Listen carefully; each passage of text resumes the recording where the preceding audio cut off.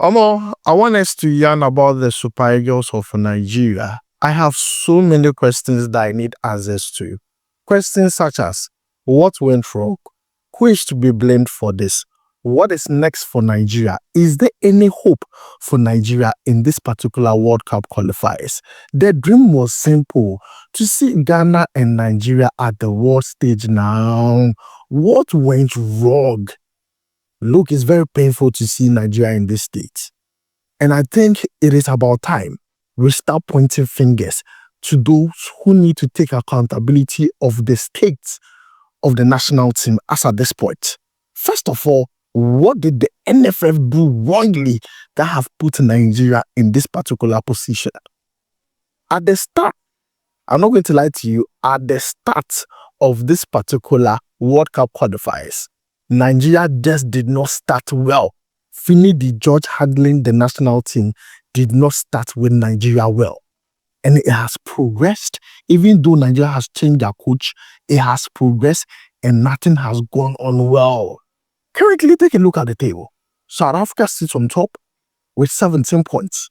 Benin second with 14 points. Nigeria third with 11 points. Even if Nigeria win the rest of their two games, what is the guarantee South Africa are going to lose the rest of their two games? Guys, if you look at the goals that Nigeria conceded in this particular qualifiers, sometimes it's mind-boggling. Check out some of the goals.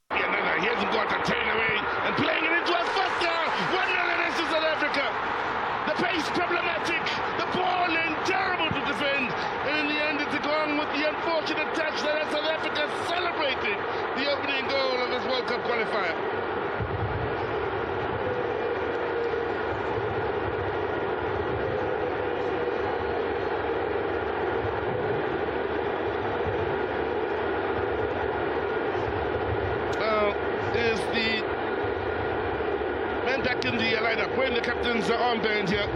Trusticon plays his club football out in Saudi Arabia, as does Ngota. Keep in mind, so they'll be becoming very familiar with one another. Ngota's ball in had to be played, couldn't be ignored by Trusticon.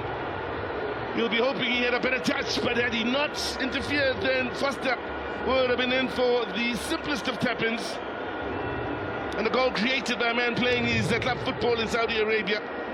Guys, after seeing the goals Nigeria conceded, you keep on asking yourself, is this the Nigeria that had the best defense at the AFCON? Nigeria used to have one of the resolute defense in Africa. What happened? Why are they conceding goals like this?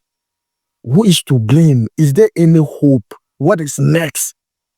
When it comes to what is next, I think Nigeria needs to focus on the AFCON, because their dream of going to the World Cup is shattered. It is over. You see, before you can go to the World Cup, it's either you top your group or be part of the best 4 second place teams. Nigeria is not even in the second place in this particular table. That is where my problem is. That is like, Nigerians need to be frustrated. Look at the caliber of players Nigeria have. The next time there would be another World Cup, aside the one that is going to be played in 2026, the next World Cup is in 2030. How old would some of the key players of this Nigeria team be? Osimhen will be 30 plus. Ola Aina will be 30 plus. Ademola Lookman will be 30 plus. Alex Iwobi will be 30 plus.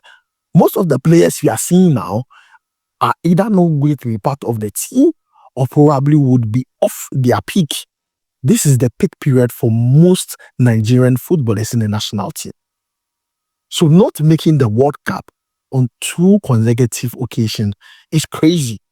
You want to do it at the world stage. And it pains me a lot. It pains me a lot that this is happening at Nigeria. Look at the players you have. And sometimes, I don't even get it. You see, it's Nigeria trying to tell me that without Victor Osimhen, they can't score goals.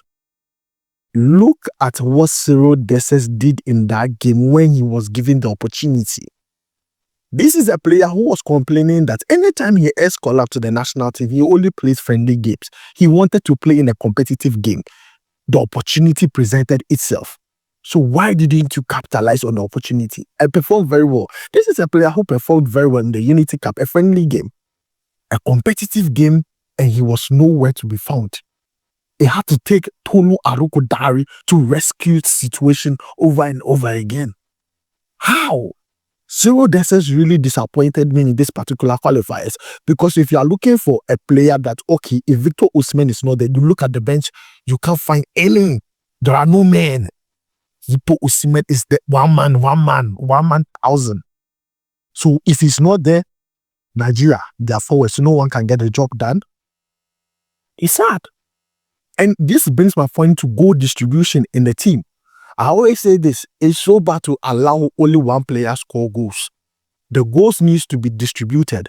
Forward should be scoring goals, wingers should be scoring goals, center forward should be scoring goals, attacking midfielders should be scoring goals. If defenders can score, they should all be contributing in the goal scoring. That way, you have different sources of goal scoring.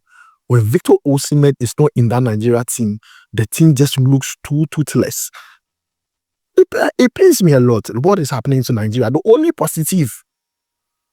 positive you can pick from Nigeria in this particular qualifiers is Benjamin Fredericks. Good defender, very good defender. Aside that, it has been bad upon bad upon bad. And I keep on seeing people say, oh, sack Eric Sakrishel, sack him. It's not his fault. He came to meet a situation that was dead on arrival. It was mission impossible from start. It was mission impossible. Now we are hearing, point deduction. Even if South Africa, they deduct their point, what is the guarantee Nigeria can win the next 2 games? What is the guarantee? It's so sad. I don't think Eric Sakrishel should be sacked. I believe he should be maintained. But some officials at the NFL, from president to whatever positions there is, everyone needs to be replaced, because this thing stems from the mistakes they did at the beginning. Because if they had started this qualifiers very well, they wouldn't be in the position they are. Maybe they would have gone toe-to-toe with South Africa, but look at the point gap between South Africa and Nigeria. A whooping 6. That is a two win games. I mean, it is too much for Nigeria. I don't know how they are even coping with all this. Coping with the fact that they're not going to make it to the World Cup. Coping with the fact that when it's World Cup and every single country is going, this time around it's extended. It's extended.